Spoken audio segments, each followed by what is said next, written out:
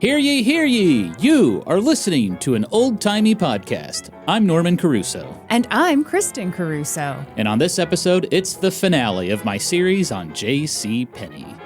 Finally, it's here. The end of JCPenney as we know it. Good morning, Kristen. Shut up. We're recording in the morning again. I hate it so much. Do not reveal what time it is. Okay. Because here's the thing. This feels very early to me. This feels very rude to me. I hate it. I'm barely holding it together. I was a good solid 10 minutes late to coming into the recording studio today, which, by the way, the recording studio is in our house for those keeping track. Yeah. It's weird to be late to a thing that's in your own house, but I know that it's not actually early by like normal people standards. I'm on Kristen's standard time. Can I just say the time? It's 11:30. And Kristen is struggling right now. Listen, I like to wake up slowly at my leisure. I spent a lot of time reading a book that I am just now putting together. I've already read this book. Oh. But I don't have a great memory. How far did you get into the book before you realized you had read the book? Okay. Here's the thing. I downloaded it through the library, and when it came onto my Kindle, I realized that it was at the end, which means... That's the clue right there. You've read it. Yeah, but I was sure I hadn't read it. And it's this story... But then why would it show it? It's a true story of a Jewish woman, World War II. She became a Nazi officer's wife. She was in hiding. I have been on the edge of my seat the whole time. You would not know that I knew how World War II ended or that I'd already read this book. But, you know, I'm about 75% through now, and things are ringing some bells. Is this a true story? Yeah, I just said it was a true story. Future topic?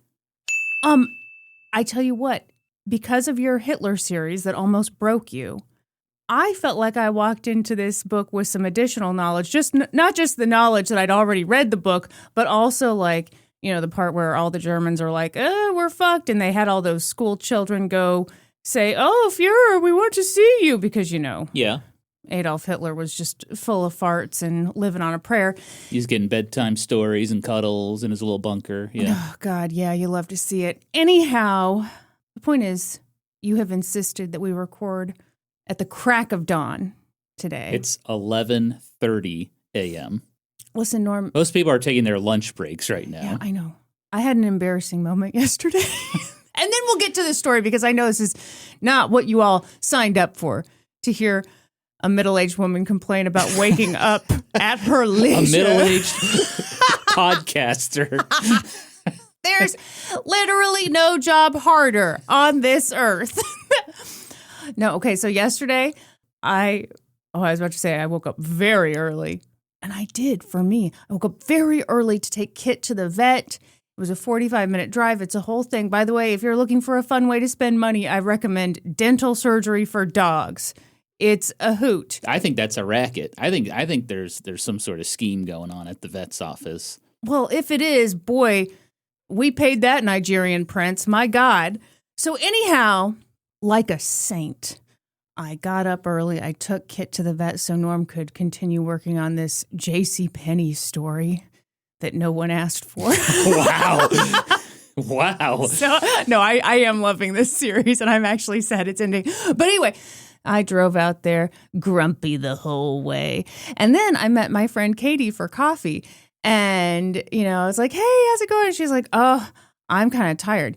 For context, Katie has 3 children, a full-time real job, not like a podcaster job, and she's working on a book. And I was like, oh my God, I'm so tired too. And she's like, oh, what's going on? I was like, I had to take Kit to the vet this morning. She's like, oh, that's terrible. I was like, I had to wake up so early in the morning. She's like, oh my gosh, what time did you have to wake up? And as she asked the question, I was like, oh shit. Oh no. Why did I come to this woman in particular with this story? And so then I had to be like really sheepish and be like, well, I had to leave the house by 7:45. Okay, now I'm going to go buy a cookie. So I'm basically a child. Yeah. There's nothing that'll humble you more than perspective. Yeah. Someone with like an actually busy schedule and a lot to juggle. And me, I've got my one ball. Kristen, we've got to record a podcast today. This is, It's kind of life or death, don't you agree? Yeah. It's kind of the most important thing anyone will do in this community or the community at large. Don't you agree? Yes. Speaking of importance, do you have a Patreon plug for us? Shit.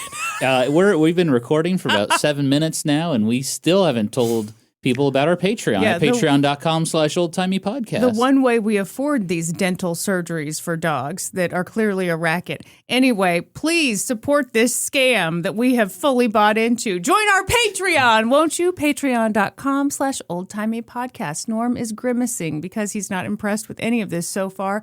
And yet you will be impressed, my dear friend, when you sign up at the $5 level. At the $5 level, you get into our monthly, I messed up. Let's pretend I didn't start the sentence that way. And Joe, don't cut it, don't edit, because the people love it. The people love these very early morning recordings where I'm just barely holding it together. Anyhow, at the $5 level, you get into our Discord to chitty chat the day away. You also get monthly bonus episodes, and you get them in video form, so you get to see our beautiful, shining faces. And, oh my gosh, if you got a little more to spend and you want some more rewards, well, buckle up, big boy. Let me tell you something. At the $10 level, that's the pig butter investor level, you get all that, plus early ad-free video episodes of this very podcast right here. And you get a sticker, and you get our autographs on a little card. You're going to love it. Also,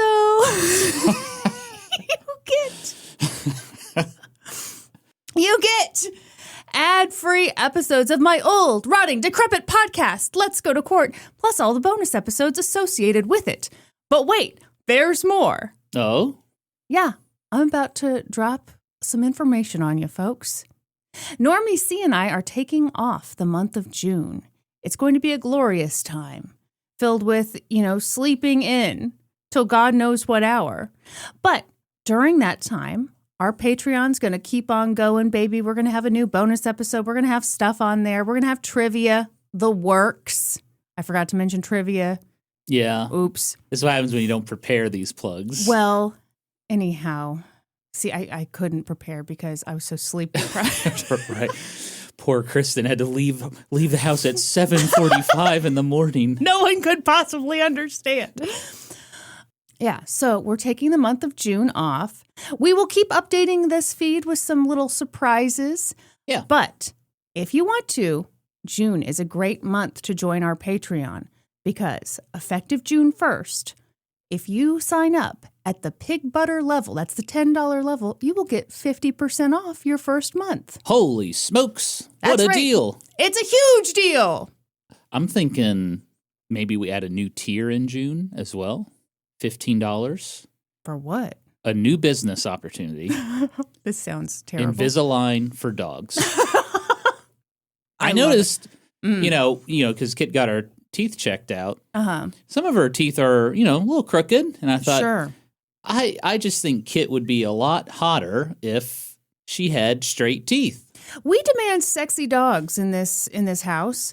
I was actually thinking of veneers for dogs. I want Also big, good. unnatural, but beautiful chompers. I'm just saying, if the veterinarians are getting away with this pulling teeth scam, we're going to start our own scam of putting fake teeth back in the dogs. You think that's what Invisalign is, putting fake teeth? Well, oh, no, you're on my veneer kit now. Right. Oh, thank you, Well, Norm. maybe we can do both, Fake teeth Why plus not? Invisalign. Sure. A small, independent, sexy podcast needs sexy dogs. So And scams, apparently. And scams. Patreon.com/oldtimeypodcast. Wow. Well, what an intro. 11 minutes, baby. How many have turned off this episode? Wow. Norm, that makes me feel very sad. Me too. Almost as sad as waking up before I want to in the morning. Before I get started on this episode, I do have some mistakes I'd like to talk about. Wow. Mistakes of shame. Norm, what have you done? I continue to fuck up town names. So in our last episode, I mentioned JCPenney opened some stores in Ely, Nevada, and Shenandoah, Pennsylvania. Apparently, that's not how they're pronounced. It's actually Ely, Nevada, and Shendo, Pennsylvania. Okay. Ely, I can understand. ELY. Oh, now you're going to argue with the people of Pennsylvania? I am. I do not understand Shendo for Shenandoah, Pennsylvania. It's just made up. This is all made up. No wonder this language is so hard to learn. Walter Shendo was a wonderful man. How dare you? That's a fake name you made up as a joke, okay? You're not going to get me with that. I didn't know if you were a little vulnerable because of all these mistakes. You know, it's just a shame because I just wish there was some way for us to seek out how to pronounce the names of these towns. All right, that's enough. Before we could start recording. I know. If only there was a way, but there is no way. Listen, Shenandoah, there's the famous Shenandoah Valley. Are you still trying to argue with Pennsylvania? Hang on. I look at the word. That looks like a word I know how to pronounce. Spell it. Shenandoah.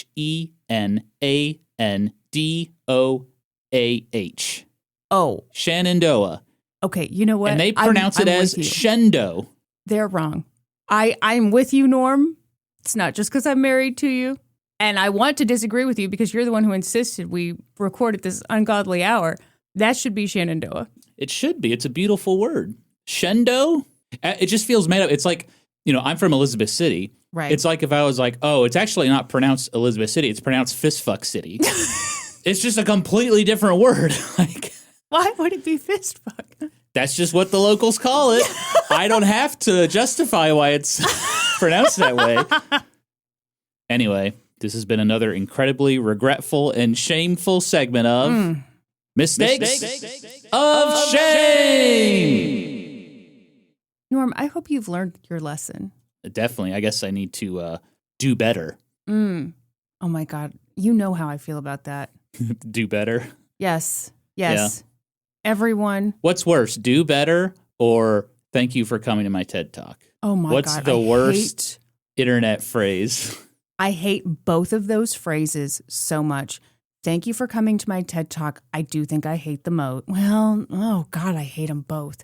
Thank you for coming to my TED Talk is so deeply unoriginal, so deeply dated. And I say this as a woman who has the same hairstyle that I had in fourth grade. But so you're an expert. Yeah, so I'm an expert in things that are dated. Also, I think it's a way of cutting your own legs off. Like if you've got something to say, like a Muppet Christmas Carol fucking sucks, just say it. Just say it. And don't then try to, oh, thank you for coming to my TED Talk. I'm just a little jokester from 2007. No, come on. And then do better. Listen, as a self-righteous person myself, I see that self-righteousness in others. And I say to them, do better, fuckers. No, it's condescending, Your take on A Muppet Christmas Carol has put you in some very hot water, Kristen. I know. And I've decided to just let you continue to have this take. Because as the great Sun Tzu once said, never interrupt your enemy when they're making a mistake. Listen, I have the perfect way to make people stop being mad at me for saying that A Muppet Christmas Carol sucks. I can say all the reasons that it sucks, and then I can just look at the camera and be like, thank you for coming to my TED Talk. Oh, right. And then everyone will know, oh, she's just a non-threatening little, maybe she kind of likes the Muppet Christmas Carol. I don't. I think it sucks. Norm Trooper recruitment has skyrocketed this past week. I know. And in fact, for the end of the episode, I normally do reviews and stuff. I actually want to read some comments from our subreddit of people who are very upset about the Muppet Christmas Carol, and I want to roast them all. Anyhow, but in the meantime, I'm sorry, I have to tell you folks, you're going to have to listen to JCPenney's story. Yeah. Sorry to interrupt this completely unrelated podcast. We're really off the rails. How long have we been recording? 17 minutes. Good God. Good God. We've got senioritis. That's the problem. It really is. We got Vitamin C's graduation song going in the background. As we go on. This is our final recording before we take a break. Norm, so. I'll never forget you. Okay, we're definitely going to stay together when we go away to college and separate let's states. keep in touch. Yeah. No, not let's keep in touch. I'm giving you the, God damn it, do better, Norm. I'm giving you the, we're in love, we're definitely going to stay together. Oh, even right. though we're going to go to the same college. No. I'm going off to California. You're staying in our small town in Oklahoma, okay? But we're telling each other, we're definitely going to stay together. I'm definitely not going to find like the first dude in the dorm and just go to lunch with him. Get your brains plowed out. Hey, it's a family show. It's a family show. Sorry. My apologies. Speaking of you seem distracted. Speaking of shows, maybe we should start our show. Okay. But first, let's recap the last episode. Previously on An Old Timey Podcast. We learned that James Cash Penney Jr., a.k.a. JCPenney, owned 3 Golden Rule stores in Kemmer, Rock Springs, and Cumberland, Wyoming. His goal was to one day... That's not how you pronounce it. Which one? Which one? It's Rook Sprongs. Rook Sprongs? Oh, shit. I really should have consulted with the locals. Every single word in this script, I should have consulted with somebody. I am so glad that only the people who have video will see how hard I laughed at my own stupid-ass joke just then. Continue. Okay, well, JCPenney's goal was to one day own 50 stores. And to make that dream happen, Penney brought in new partners to the business. He wanted hardworking, ambitious teetotalers. No smoking, no drinking, no gambling, no jerking off in the back room. Seems like just a good rule for everybody. JCPenney had plenty of candidates to choose from. He was getting letters from young men all over the country who were eager to run their own Golden Rule store and learn from the best. In just 3 years, JCPenney increased his store ownership from 3 to 22. As the business got bigger, Penney realized he had to change the structure. He needed bigger loans from banks, more communication with his partners, and better deals with manufacturers. So in 1911, he formed the JCPenney Company in Salt Lake City, Utah. Penney made himself the president and general manager of the company. The JCPenney Company was set up a little differently, though. We do things a little different around here. Because JCPenney prioritized those partnerships. To him, they were the lifeblood of his business. Partners only got stock in their store. So when the store did well, they did well. It was a great incentive for partners to run their Golden Rule stores well and open up new locations. The expansion of the company was incredible. Eventually, JCPenney moved to New York City to be closer to bigger banks and bigger manufacturers. He changed the name of the Golden Rule stores to the JCPenney Company. He opened warehouses across the country to get product to stores faster. And by 1929, there were 1,400 JCPenney stores. Obviously, JCPenney's business was a major success. But in his personal life, things were tough. In 1910, his first wife, Berta, who was instrumental in making the business a success, unexpectedly passed away. JCPenney was left a widower with 2 young sons. 3 years later, his mother, Mary Frances Penney, died at the age of 71. Then, in 1923, his second wife, Mary Kimball, also passed away unexpectedly. These terrible losses caused JCPenney to reflect on life. What was the purpose of making all this money? What was life all about? After an eat, pray, love kind of trip around the world, JCPenney found his answer. All that money he was making was for helping people. And that wasn't just talk. JCPenney practiced what he preached. He divested from the JCPenney Company and resigned as the president to allow new partners to rise up the ranks. He started Emmeline Farms in New York to improve dairy cattle across the country. That could also be Emmeline Farms. Sure. I mean, I'm real to say how to pronounce things. Real sensitive, you know. Could also be Farms. Farms. He built the town of Penny Farms in Florida, a cooperative farming community that wanted to take the guesswork out of agriculture. By the fall of 1929, JCPenney felt whole again. He had a third wife, Caroline Ottenreith, a woman 20 years younger than him. Sorry, Kristen. Ugh. He had 4 wonderful children and a 5th on the way. He had a beautiful 50-acre estate in White Plains, New York, and a winter home in Miami, Florida. He was involved in multiple charitable organizations that were making big differences in people's lives. And despite JCPenney taking a reduced role at the company, he was richer than ever before and a celebrated American businessman. But then it all came crashing down. And that's where we will pick up our story today. I love a little adversity in my stories. Well, get ready. He's about to have a lot of it. Okay. Kristen! It's 1929, and the JCPenney company is thriving, baby. It's in full swing, as you like to say. I do like to say that. The 1920s had been good for a lot of businesses, actually. There was incredible economic growth thanks to mass production and new technologies. People were spending on things like cars, radios, fashion, Kellogg's Bait No More cereal, guaranteed to stop you from yanking that crank. That's enough, is what they said on the box. That was their first tagline. That's enough. That's enough. There was also a growing shift in the retail business world. Chain stores were becoming all the rage. Local small businesses simply couldn't beat their selection or low prices, and many were forced to close. This continues to be a problem today. But anyway, the 1920s economy did wonders for the JCPenney company. They now had 1,400 stores across the country, 22,000 employees. It's wild to think that just 20 years earlier, JCPenney had only 3 stores.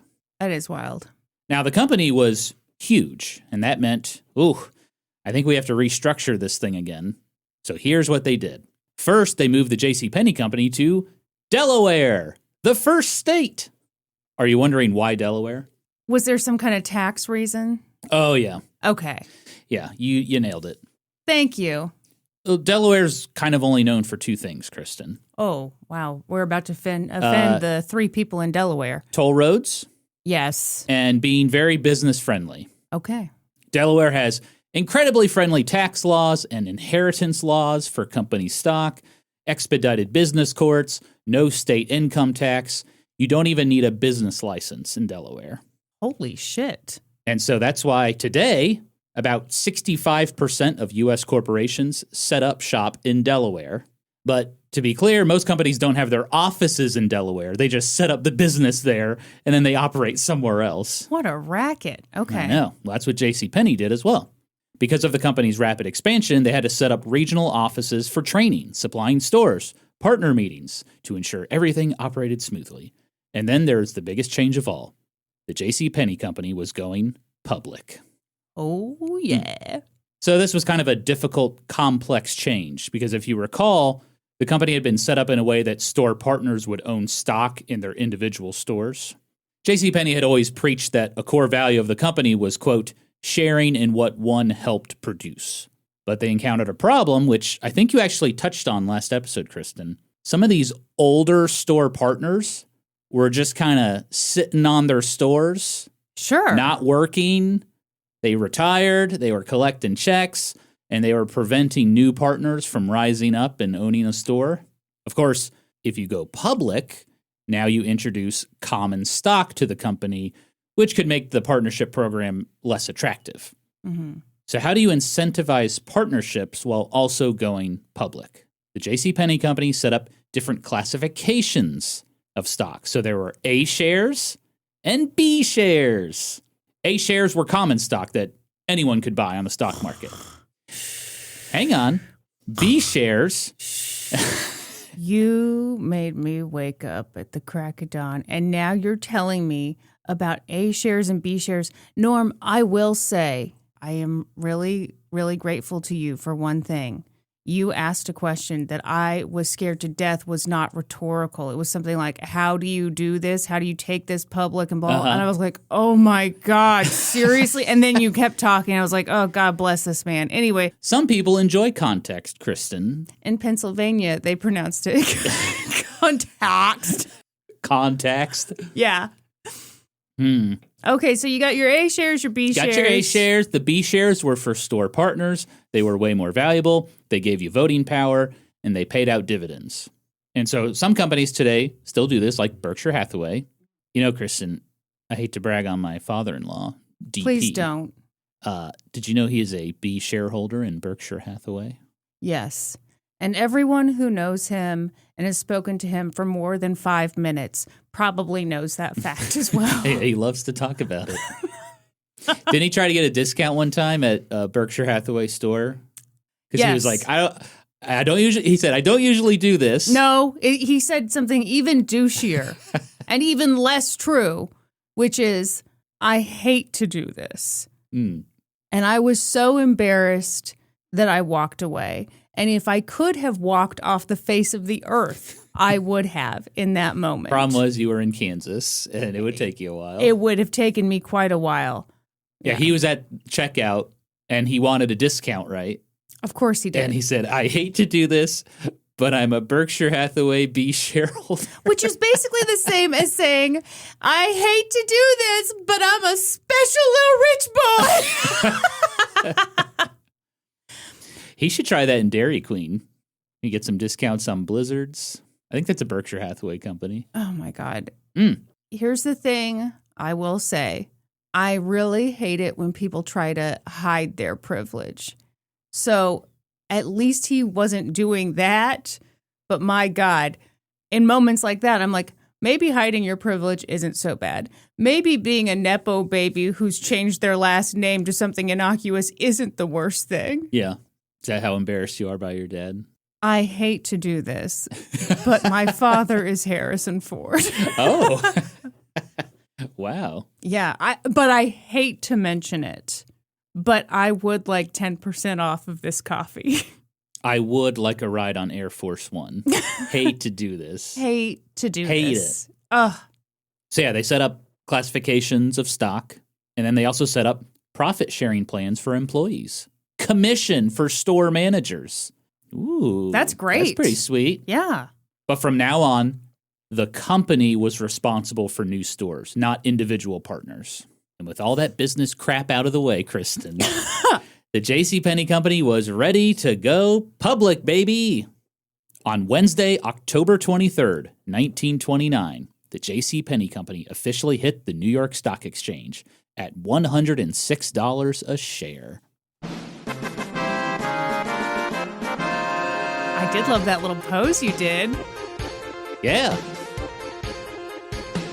And then literally the next day, on Thursday, October 24th, 1929, the stock market crashed. No! Oh, I wasn't even thinking. Oh. Literally the next day. Oh. You talk about bad timing. Comically bad timing. You can't make this stuff up, folks. Holy.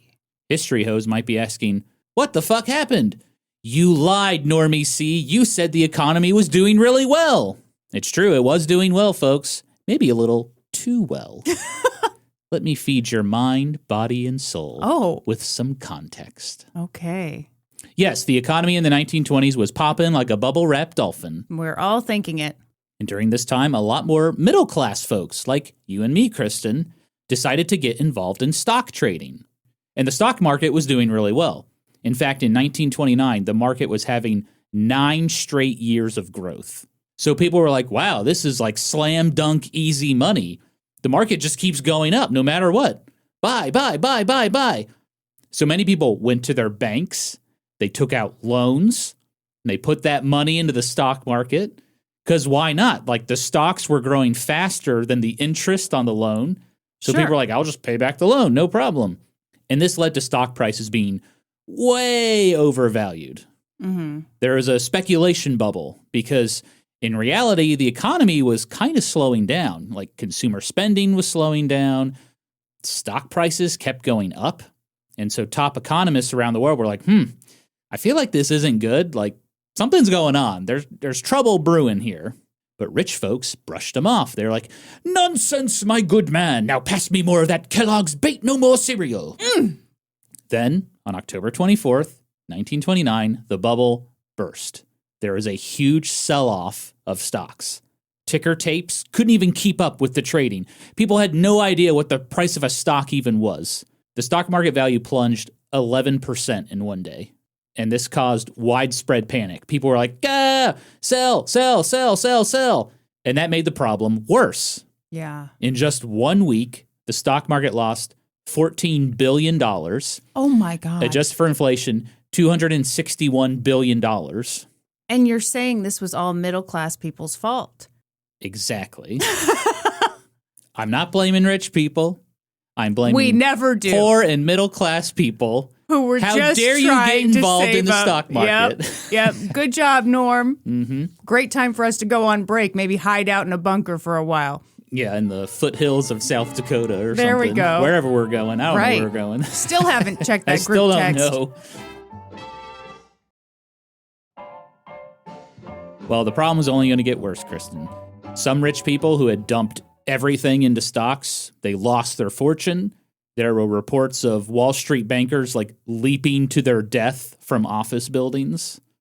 All those bank loans that people took to buy stocks, they weren't getting paid back. Banks ran out of money. They started closing. And back then, there was no deposit insurance. So ordinary families with money in their savings account, poof, it's just gone. The bank closed. That's terrifying. Yeah. Really helps you understand why so many old timers were like, I've got my money in a coffee tin buried out back and I'm not telling anyone where it is. That's right. It's 4 paces from behind the flex hose. What year are we in, Norm? Well, they're like 90 now, so they have the flex hose. You know. Gotcha. As a result, people stopped spending money completely. Well, yeah, they didn't have it. Exactly. No more cars, no more appliances, no more clothes, no more vacations. People saved and scrimped every single dollar they could, and they hid it in their house, under their mattresses, because banks can't be trusted anymore.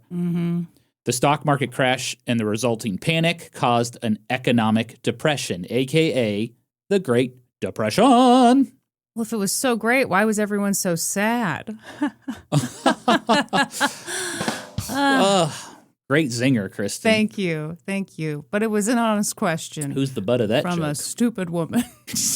So the government was like, we have a plan to fix this. We're going to do something called tariffs. They're like, hey, these tariffs will bring employment and manufacturing to the United States, which will lift us out of the Depression. Jesus, Norm. What? Too soon. Well, keep the tariff talk to yourself. Sorry, time is a flat circle, Kristen. Yeah, History I guess repeats so. itself. Okay.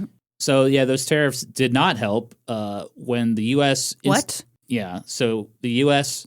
introduced tariffs Right. against Great other idea. countries. Uh-huh. The countries brought in retaliatory tariffs, You're kidding me. which absolutely destroyed U.S. exports, Huh. which for some reason made the Depression worse. Well, no one could see that coming. This story sounds really familiar. If only we could learn something from it. Future topic? No thanks. The JCPenney company had always been a pretty stable business in economic uncertainty, but this was unlike anything anyone had ever seen before. Their stock price plummeted. The company tried buying back stock to try and boost the price up, but that didn't really help. They said, I hate to do this, but I now own all the A shares. I really hate to do this. You know, when I read that they were trying to buy back stock, it reminded me of that show, The Gilded Age. Yeah. Remember that guy that like he owned the railroad company and like some of his buddies tried shorting the stock and he was like, Yep. how dare you? I'm just going to buy as much stock as possible. And then the guy like killed himself or something. Boy, hope you all haven't seen The Gilded Age and spoiler don't alert, plan sorry. to. It's equally a great show and a bad show. I do love The Gilded Age. It does get cheesy, but I mean, it is fun. Love the outfits. Hell yeah. So yeah, they tried buying back stock. Didn't help. Still, board members felt the company would come out on the other side. You know, they had a lot of cash on hand. They still had affordable merchandise for customers. And they were cash only. There's no shady credit deals going on here. People could trust the JCPenney company. So yeah, the company was feeling, quote, guardedly optimistic. Oh. But the company's founder, James Cash Penney Jr., he was not feeling good at all. So, what's up with our boy James Cash Penney Jr.? Why was he worried? Well, everyone was worried. Well, he had a reason to be a little more worried. He may have made a series of risky investments. Why are you drumming your fingers like that as if you're the one who made those risky investments and you're debating between jumping out the window or telling me what happened? Please just tell me what happened. I take off. It's kind of not like JCPenney to make risky investments. He'd always been very frugal, thrifty. He didn't get involved in the stock market. He didn't like to speculate. He mostly focused on his company and his various charitable organizations, like the JCPenney Foundation, Emmeline Farms, Penny Farms, Christian Herald Magazine. But in the 1920s, JCPenney took a big risk by investing a lot of money in Florida. Hello, Florida. I'm not a state. I'm a monster. Wait, what do you mean? Okay, so JCPenney had the winter home in Miami. Right. He owned thousands of acres in Penny Farms, Sure. which is near Jacksonville, Florida. He believed Florida was the future. He couldn't believe that men, quote, transformed a mangrove swamp into one of the most creatively beautiful reclamations of land ever known. And he thought there's money to be made in Florida, but the state just needs friends. It needs investors to believe in it. So that's what JCPenney did. He started investing.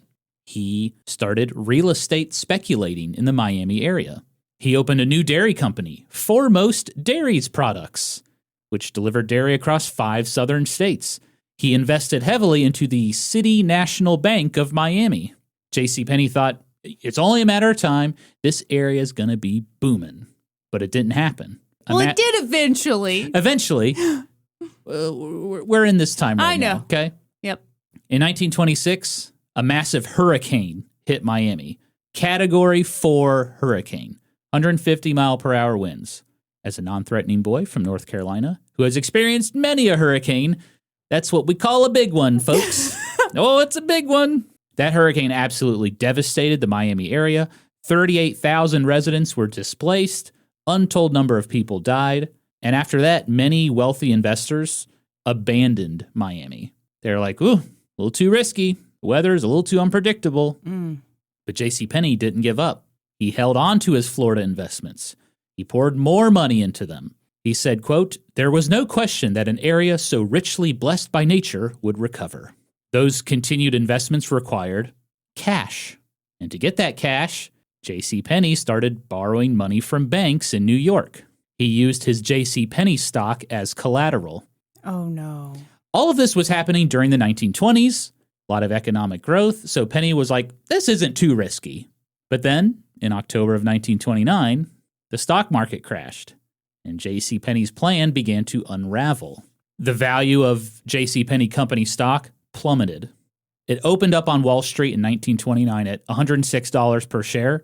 By the summer of 1930, it was worth $63 a share. By the end of 1930, it was down to $30 a share. Eventually, JCPenney's stocks were worth less than the $8 million loan he took out to fund his projects in Florida. And so the banks in New York took control of his company stock, and they began selling it to recoup their losses. Oh. There was no hope of getting money from his Miami real estate investments. The hurricane had done severe damage. The Great Depression was in full swing, as you like to say, Kristen. There was no hope it was going to recover anytime soon. And then banks around the country began to fail. JCPenney's bank, the City National Bank of Miami, was no exception to this. By December of 1930, a majority of its customers had withdrawn all of their money. JCPenney could not keep the bank afloat, and it closed. JCPenney was struggling. His credit was exhausted. He wasn't allowed to borrow money anymore. Oh. His family, which had recently added a new baby girl, Carol Marie Penney, they were in danger of losing everything. JCPenney's business, fortune, and reputation were on the line. Eventually, the pressure got to him. In December of 1931, JCPenney suffered a nervous breakdown. He checked himself into the Kellogg Sanitarium in Battle Creek, Michigan. Oh my gosh. Now, future topic for real. Those Kellogg brothers, they were something. They sure were. Okay, but I have to disagree with your assessment here. Oh, yeah? Well, yeah, you were talking about how he was so risk averse, blah, blah, blah. I'd say he was. No, he wasn't. What did he do that was so risky? Well, for starters, before he even got into this Golden Rule store business, he bought that butchery/bakery business, and he was hanging on by a prayer. Then he pissed off the one guy who was keeping him in business, so he lost everything. Like, kind of not intentionally lost everything, but very easily could have known, I'm going to do this thing that's going to make me lose everything. Yeah, I'd say that was risky, but that was when he was young and starting out, and I think he learned from that. I'm just starting with this point. Oh. I would also say everything you have said about him reveals that he really admired his father. Oh, the lessons of his father, the lessons of his father. His father took massive risks that almost never paid off financially. I would argue they never paid off ever. What did he do that was so financially risky? He bought a second house in town that he absolutely could not afford. He got himself into such a situation that he had to tell his 8-year-old son, you've got to start buying your own clothes from now on, big boy. Yeah, but I don't He ran for office multiple times, lost multiple times. He left his wife with a farm to run on her own. She had to figure it out, and she did figure it out. Yeah. To her credit. All that stuff builds character, though. No, here's the thing. I'm not saying it doesn't. I'm not even saying this is bad necessarily. I'm just saying this was a storm a brewing to make JCPenney a guy who was not risk averse. So yes, he does the Golden Rule stores. He expands. And obviously that worked out great. But I do think if you're the type of person who dreams big and dreams of expansion, you probably are not super risk averse. I mean, they expanded rapidly, but for a successful businessman to like not get involved in like stocks or like speculate on land or any of that, like. But you just said he did speculate on land. He did eventually, yeah, in Florida. Of all places. I'm just saying, like, the majority of his working career, he did play it safe. I mean, the fact that he was, like, cash only, no credit. Uh-huh. I mean, he had a very conservative-minded kind of business, in my opinion. Okay. Maybe we're both right. I don't think we are. Wow. No, I see what you're saying. So, yeah, he did. I guess he did take some risks. He took a lot of risks. Yeah. I don't know. It just, yeah, maybe I'm wrong. I don't know. Are you going to sit with this for a minute? Let me sit with it for a minute. Yeah. Anyone who, and he has a rags to riches tale. Anyone who goes from rags to riches, they can't be risk averse. I just don't think that they really, truly can be.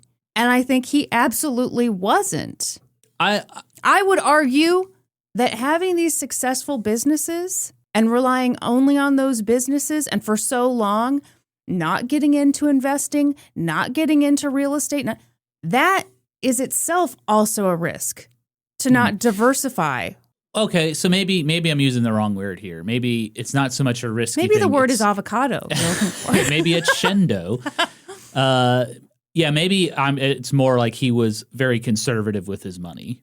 And so for him to like dump a bunch of money into I guess not, because, yeah, maybe I'm just wrong on this. You know what's funny is you said that and I thought, I once again think he's wrong. But how long are people going to continue to listen to us argue back and forth on this? But, I would say the fact that he invested all this money in a town in Florida, he created a town and like it was this big charitable act, that again is a risk. Yeah, damn. Now, I'd argue it's a great thing. Giving money to charities, that's a great thing. But it's also a bit of a risk because that's not money for you and your family later on. That's true. Have I just spanked your bare ass in front of this whole crowd? I'm humiliated. Our dozens of listeners? Yeah, I guess you're right. I guess he was a risk taker. I don't know. It just didn't seem like when I learned he was like land speculating, he got involved in a bank and he like took out massive loans for cash for his personal little endeavors. Like, it just didn't seem like something he would do. It just seemed like, that's not like him to do that. Well, I also think your sources on this, like, one big source was his book that he wrote about himself. Yes. And, a lot of very positive sources, which I don't think there's need for negativity about this guy. But I do think a lot of this is shaped by how he wants to be perceived by others and how he wants to see himself. And I don't know that really anybody wants to be seen as like, yeah, I'm just a wild risk taker. I do whatever. You want to be seen as, no, I was thoughtful with everything I did. And yeah, I do think you're right, Kristen. He did take risks. And I do think that you're also right. And then his autobiography, he definitely was like, this was a huge gamble and it didn't pay off and it was a big mistake. Oh, so he says that in his autobiography. He does, yeah. Oh, okay. Yeah. Yeah. And I do think you're right that, like, yeah, he probably just didn't want to be seen as, like, oh, hell no. If I wrote an erratic businessman. He wanted to be seen as, like, this pure, very conservative, very smart businessman who never took risks and was very good with his money. And well, and here's the thing. I do think he was smart. No, he was. And I don't think he was erratic. I think it's just like, well, like I said, I think anybody who gets this big from where he started, you've got to be willing to take a lot of risks. Yeah. I do think this was the biggest risk he ever took. Sure. Did not pay off. But I also believe he was always very frugal and thrifty. Okay. From growing up poor. Mm-hmm. And so for him to just like dump money into something without like a backup plan. Yeah. That was something he normally wouldn't do. Right. Because like when he opened new stores, he did it very intentionally. Right. And this just seemed like I'm just going to throw it out there and see what happens. Which also kind of makes sense because like once you get big enough, yeah, it doesn't feel like you're risking as much. Yeah, and maybe it kind of got to his head a little bit with like the 1920s booming. Sure. And he was like, well, I just have so much money. I might as well just I'm permanently rich now. Yeah. Because like when he did the Penny Farms thing, yeah, I think he understood that like, yeah, if this fails, okay. Right. But like with the Florida thing, when you start taking out loans to pay for it and you put your backup plan as collateral, company stock. Yeah. That's you're risking too much. That's like not like him to do that. Yeah. But you are right that like, yeah, he did take risks. I mean, hell, even him moving to Denver, Colorado all by himself is a risk. Sure. Just little old JCPenney. Yeah, he could have been eaten by a bear. I've been to Denver. Does that happen in Denver? All the time. The population drops every year. From bears eating people? They go to those trendy little bars and restaurants and they just start nibbling. Mm-hmm. They'll say, has anyone seen Adam? Oh my God, Where Adam. is Adam? And then a bear walks by with a big Adam-shaped belly and he's rubbing it. Man, my image was a lot less dark. It was like whatever hat Adam had on, the bear is now wearing it. Mm. We don't know for sure. How about both? He's wearing the hat and rubbing his Adam-shaped belly. I hate to say it. That's kind of a hat on a hat to me. But, whatever. We can't stop this bear. Okay, back to our story. He's in the Kellogg Sanitarium. And a bear is right behind him. Sorry. They shouldn't allow bears in the sanitarium. They shouldn't. The Kellogg Sanitarium at Battle Creek, Michigan, was a world-renowned health resort run by Dr. John Harvey Kellogg. Yes, the same Kellogg breakfast cereal company, the makers of Bait No More cereal. Do you know there's like a myth that cornflakes was invented to like stop people from masturbating? Well, there is some truth to like a lot of the really bland food, like oatmeal and stuff. It was like so you didn't excite your senses. Right. Which is how I feel every time I eat oatmeal. I don't know how people do it. You get Horno for... No, I get nothing. Quaker O's. I'm like, I feel nothing. I've got no drive, no nothing. What about the peaches and cream flavor? Oh, what the best oatmeal was? The dinosaur egg ones. Do you remember those? I don't really remember those, but I can taste... You said peaches and cream, and I can taste it right now. The dinosaur egg ones. You put the oatmeal in the bowl. It's dry. And there's little dinosaur eggs. You add the water, you microwave it. When it comes out of the microwave, the eggs have hatched into little sugary dinosaurs. That sounds delicious. They're so good. And completely against the point of oatmeal, which is to not make you excited. I know. People be freaking jerking off all over the place eating oatmeal. That's Didn't you cover the Kellogg brothers on your Old Decrepit Rotting podcast? Yes, I did. And I loved it. And I remember at the time thinking, this John Harvey Kellogg fella, I need to know more about this man. He was ridiculous. Yeah, Talk about a chronic masturbator. I don't know that for sure, but I know it in my soul, kind of. Because he was so obsessed with people not masturbating that, it's one of those things where somebody is obsessed with something and you kind of go, sir, is this really your obsession? Is this really, you're saying it's a societal problem. Is it really a you problem? Right. Oh, yeah. So anyway, that'll be a wild and wet episode. Wet and wild episode. Well, it's like, like people that like, they're like, oh, we have to stop pornography. Yeah. We have to stop it. And they have like 500 terabytes of porn on their computer. Yeah, they're like, I hate pornography. It ruins everything. Think of the families. And can you imagine going up to someone at a protest and be like, we have seized your laptop? How quickly they would shit themselves. So JCPenney wasn't doing very well. He was nervous all day. Couldn't sleep. He had shingles on the entire right side of his body. He often wandered the halls of the sanitarium at night. But then, according to JCPenney, he experienced a miracle. While wandering the halls early one morning, he saw patients gathered in the sanitarium chapel, and they were singing. Penney said he hadn't heard some of those hymns since he was a boy in Hamilton, Missouri. He sat down in the back pew and enjoyed the music. It brought him a lot of peace. And then one hymn in particular stuck with him. God will take care of you. When he heard that line, something woke up inside of him, and he was once again filled with determination. JCPenney came to the realization that, quote, if I had held myself responsible for such success as I had achieved, so too was I, and I alone, responsible for all the trouble that had descended upon me. Wow. But the great thing was that now I knew God, with his boundless and matchlessly patient love, was there to help me. A weight lifted from my spirit. I came out of that room a different man, renewed. I love that. You like that he takes responsibility for his failures as well as his successes? Yeah. Yeah. I think that can be a hard thing to do. Absolutely. Tough pill to swallow.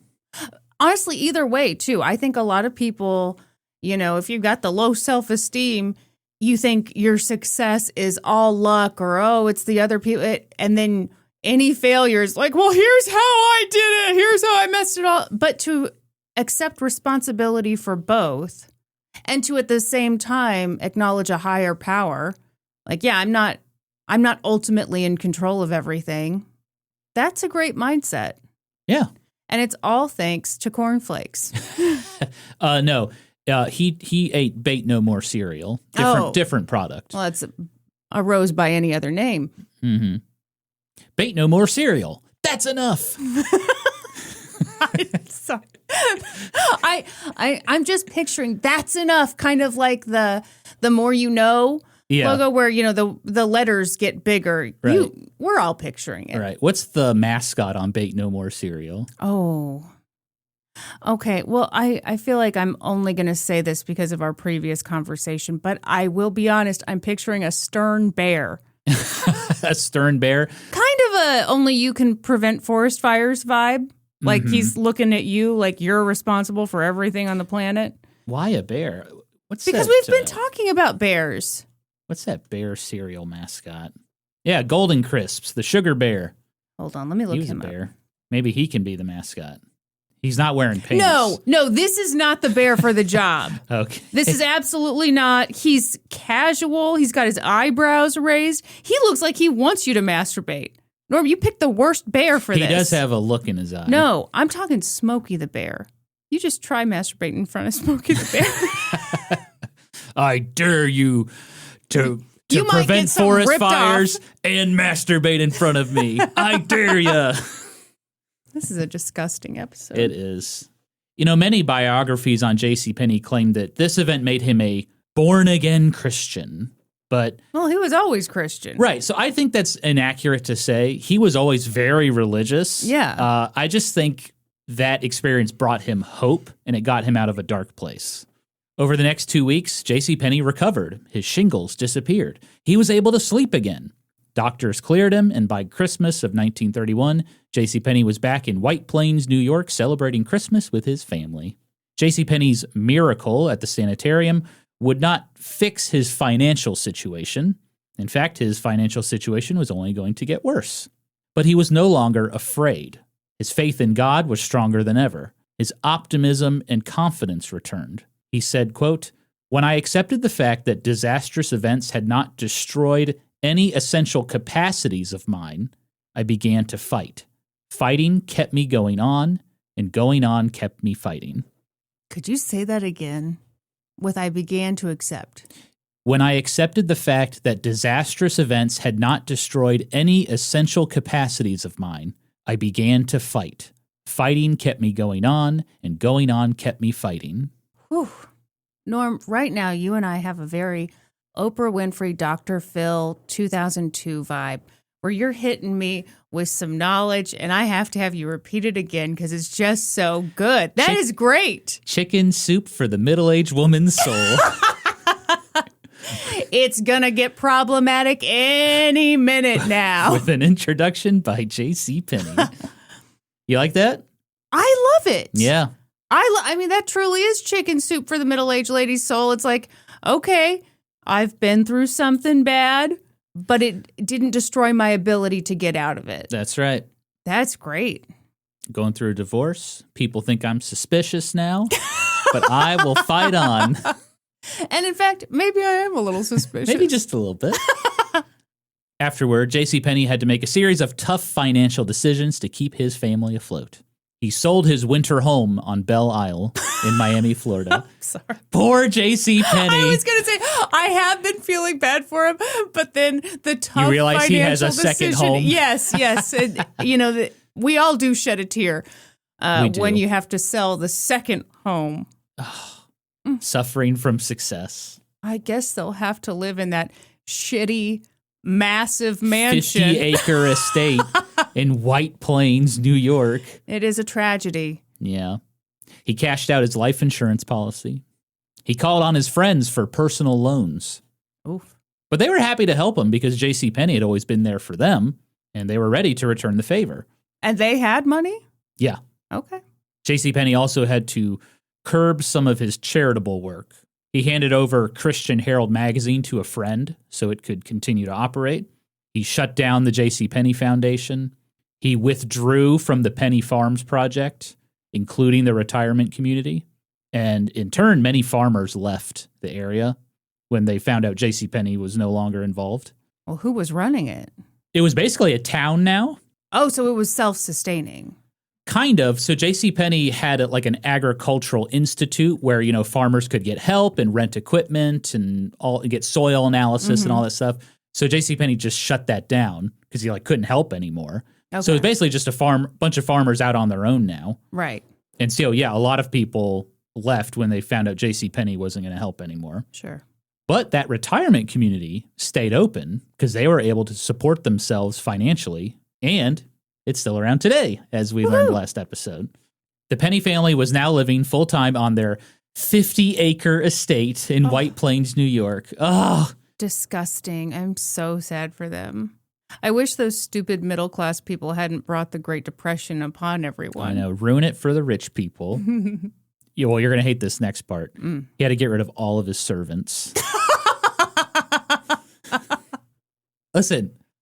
Let's have a moment of silence. Listen, he's got the spreadsheets. He's doing the budget. He's like, Caroline, I think we got to get rid of these servants. We're in the red. We're going to have to make our own beds. He got rid of all of his servants. This is something interesting. He closed off most of the house, except 2 or 3 rooms. I guess just, less to maintain if you just don't go in that part of the house. I guess I was thinking about heating and cooling. Yeah, I guess that too. But yeah, heating and cooling, cleaning. maintaining. Yep. Also sadness. It does feel like there would be some additional sadness. Empty, boring rooms. Yeah. JCPenney started a garden to grow their own food. He raised a little bit of livestock. He also went back to work full-time at the JCPenney company. For the very first time, he took a salary. He served as chairman of the board, the company's spokesperson, and traveled across the country to check on stores. And speaking of those stores, the JCPenney company was weathering the storm of the Great Depression. Total sales were down, and in turn, the company slowed down their expansion. By 1932, company stock was worth $13. Oof. But that stock price in no way reflected the actual value of the JCPenney company. They actually did pretty decent during the Great Depression. They focused on getting more low-cost goods into stores for consumers, and because they were cash only, people could pull a $5 bill from their nasty, stinky, sweat-stained mattress and purchase a brand new pair of bed sheets. Good grief. At the same time, JCPenney stores unloaded their inventory of high-priced items. They marked them down. Of course, the stores never claimed they were on sale because they didn't want to cheapen the experience. Okay. They said it was big values. That's the same thing, sir. It would fool me. Big values, baby. If someone slashed a price and said big value and you said, oh, it's on sale, and they said, shut your mouth. It's just a big value. I think their whole thing is like, we're not marking down the price. We're just selling this high-priced item at a low cost. Big values. Okay. Because they're not saying like it was previously $100, now it's $50. They're just saying we have this item and it's $50. You know what? Big values, baby. As a woman who shops way too much at Costco, I should not have been skeptical of this. Absolutely. I understand big values. I apologize. Yes. The company also did a little rebranding. New stores were being called simply Pennies. By 1934, profits for the JCPenney company had surpassed their pre-Depression totals. They had officially survived the Great Depression. And they were back to making money. Open up those rooms. Hire back the servants. Wow, it's like you're predicting the future. That's what he did. Sure. As the economy crawled out of the Great Depression, so too did JCPenney. He never regained his vast fortune from a couple years ago. But thanks to that company salary, rebuying stock, and dividends from his dairy farms, JCPenney and his family were able to live a pretty comfortable lifestyle. Very comfortable. Let's be real. He settled back into his normal routine, only on a much smaller scale. He went to work, he did charity work, he raised livestock, he did dairy farming. That experience of almost losing everything changed JCPenney. He was now much more cautious with his money. His daughters, Carol and Mary, later said that his thriftiness reached a whole new level. At the family home in White Plains, New York, he did a ton of work himself. He pulled weeds. He removed rocks from fields. He saved every bit of paper and ribbon. JCPenney told his children that no matter how much money they had, it was wrong to be wasteful. The power is yours. Like the OG Captain Planet here. Yeah. JCPenney said that the Great Depression taught him that, quote, a man will be a failure in life if he can be known for nothing but his wealth. We live in what is generally acknowledged to be a materialistic age. Yet I see many signs that people do care more about what a man does to serve his times than about his wealth in dollars. For the remainder of his life, JCPenney focused on giving more of himself rather than money to help others. And with his newfound appreciation for the Lord, he put most of his time into faith-based organizations. JCPenney worked with groups like the Layman's Movement for a Christian World, the Christian Herald Association, the YMCA. Historian Mary Elizabeth Curry said that JCPenney, quote, had traveled full circle back to his heritage as the son, grandson, and great-grandson of preachers. During the 1940s, as JCPenney approached his 70th birthday, he continued to work full-time for the JCPenney company. He was mostly known for being the spokesperson and visiting stores. He advised store managers, he greeted customers, he sold merchandise. At a store in Des Moines, Iowa, he taught a sales clerk how to wrap a shirt in a gift box using the least amount of ribbon and paper. The clerk, a young man named Sam Walton, was thankful for the help. Ew, okay. Yeah. That's where Sam Walton got his start, JCPenney. You know what? The more people who reach out after this series, I'm convinced everyone on Earth had their first job at JCPenney except for the two of us. It seems like everyone got their start at JCPenney. I wouldn't have even dreamed of applying at JCPenney. I thought I was not fancy enough to work there. You knew you weren't fancy enough. I was working at Dairy Queen, okay? The hot eats section. Sure. The JCPenney company continued to grow with more stores, more employees. They created a retirement plan, which included a pension. They enacted a mandatory retirement age, 60, to allow younger employees to rise up. Wow. They sold company stock to employees at a discount. Store managers were getting 1/6 to 1/3 of store profits. The JCPenney company also maintained their focus on quality merchandise at affordable prices. At a certain point, it became more profitable to just buy the manufacturer rather than continuing to purchase from them. Sure. So the JCPenney company started acquiring private brands like Towncraft men's shirts, Townclad suits and coats, Marathon hats, Nationwide sheets, Payday work clothes, and my absolute favorite, Gay Mode hosiery. Gay mode? Gay Mode hosiery, which sounds like a difficulty setting in a video game. Are gay and mode 2 words or one? One word, Gay Mode hosiery. Yeah, okay. Yeah. Gotcha. Of course, when we were kids, JCPenney also had private brands. Arizona Trading Company. Yeah. St. John's Bay. Yes. We remember it well. There was a women's suits line called like Worthington. Yeah, Worthington. Yes. Yep.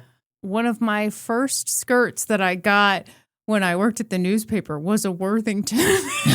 Really? Yes. Oh, so you're a penny shopper, huh? Well, hell yeah, I was. And to make sure those clothes were the best, the JCPenney company opened a testing laboratory. There they tested for things like durability, fading, shrinkage, flammability, and more. JCPenney was big on this testing laboratory because he was like, we can't claim we sell the best product if we don't know it's the best product. Mm-hmm. But then in 1941, the company had to shift its priorities when the United States entered World War II. Unlike Kristen, JCPenney cared greatly about this war. It's World War I that I don't give a shit about. I feel like you said you didn't care about World War II either. I thought you said. I think the official canon is you think World War I is boring and you don't care about World War II. I am now officially nervous because I've realized I've said some things. I also went for a Muppet Christmas Carol in this episode, and I'm not sure what's going to tip me over the edge to where I just lose everybody. Kristen's Night Guard is in dire straits. We need you. You got to do a recruitment poster or something. Well, you got to do some PR spins on this Muppet Christmas Carol take. I can't. That movie sucks. As a child, I knew that it sucked. Wow. Okay. Should be a magical time for a child to watch a Muppet Christmas Carol. Unless that child is too sophisticated. Oh, you were too fancy and cool for a Muppet Christmas Carol. That's right. Okay. I never thought about that. Mm-hmm. You should think about it. JCPenney believed that the company should focus on helping the war effort. The new company-wide theme was thrift. So they halted expansion. They bought war bonds. They focused on providing affordable necessities to families. During the war, many employees were drafted into military service. As a result, many women stepped into roles previously unavailable to them, like store managers. And you're not going to believe this, Kristen, but these women did a good job. What? Yeah. Company president Earl Sams claimed that Penny women kept the company in business. Shocking. Mm-hmm. Because they were operating their entire careers in gay mode. That gay mode hosiery, yeah. That's right. Mm-hmm. Sadly, many of those same women who kept the company in business, they lost those jobs when the men returned from war. Yeah. Boo! You stink! Yeah. Sucks real bad. After the war, the United States was the leader in a new world order. The country had drastically shifted from a rural agricultural economy to a more urban industrial economy. And the JCPenney company was ready to move forward into a new era. But they faced stiff competition from other department stores. The two big ones were Sears and Montgomery Ward. The competition had mass distribution systems, low prices, often lower than JCPenney. They also had catalogs, which accounted for 1/3 of their total sales. Sears and Montgomery Ward also sold more stuff. They sold furniture, appliances, tools, auto parts, paint. People could come to their store and get just about anything. And if they didn't have the money, they could use credit. Oh, yeah. JCPenney stores were modest in comparison. They focused on the basics. No fancy buildings, no stores overflowing with all sorts of merchandise, no credit, cash only. JCPenney said his store was for, quote, people who live simply but well. It's a romantic vision of a business, but maybe it's not realistic. JCPenney's ways were considered old-fashioned. Mm-hmm. He was 70 years old now. Perhaps he saw the writing on the wall. Maybe it was time to take a step back again, to let others take his place, you know? And so in 1946, JCPenney resigned as chairman of the board. However, others in charge didn't want him to leave the company completely, because he truly was the face of the company. He was a celebrated figure in the business world. Board members worried that if he left completely, the stocks would just plummet and it would hurt the business. Sure. And so JCPenney was named the honorary chairman of the board. I think this makes sense. It's a branding thing. It's a PR thing. Yeah. Yeah. Yeah, it's a perfectly cromulent role in the company. If you say cromulent one more time, you know what? Your mission on this break is to eradicate the word cromulent from your vocabulary. It's a real word. It's been added to the dictionary. Okay. That's enough. That's enough. Damn, we got to get that cereal going. I know. JCPenney loved his new job. It was a lot less stressful. He no longer had any say. Well, yeah, it wasn't a real job. Kind of. Yeah. That's like me and these podcasting weeks where you're telling the story. I'm like pretending I'm stressed about stuff, but really, I don't have a real job this week. Hey, you put in a lot of work, my dear. No, I do. We are partners. You're right. Sometimes you present, sometimes I present, but we're always both working hard. That's true. That's true. I'm being self-deprecating. Yeah, you're being a little hard on yourself. When I'm secretly awesome. There you go. It's weird how big and strong and tough you are talking about a Muppet Christmas Carol and how much you hate it, but then when it comes to your work, you're like, oh. Well, you know, you shrink. The most judgmental people also judge themselves the harshest. That is true. So he no longer had any say in the daily operations of the JCPenney company. He owned maybe like 1% of the total stock now. Mm-hmm. But, you know, in turn, he got to dedicate more time to his family and to helping other people. At work, he mostly traveled the country, oftentimes with his wife Caroline, to celebrate new JCPenney store openings. There were ceremonial ribbon cuttings, meet and greets with customers, and photo ops for newspapers. JCPenney would stand behind sales counters, selling merchandise to customers, smiling for the camera, and headlines would say, Salesman Penny sells again.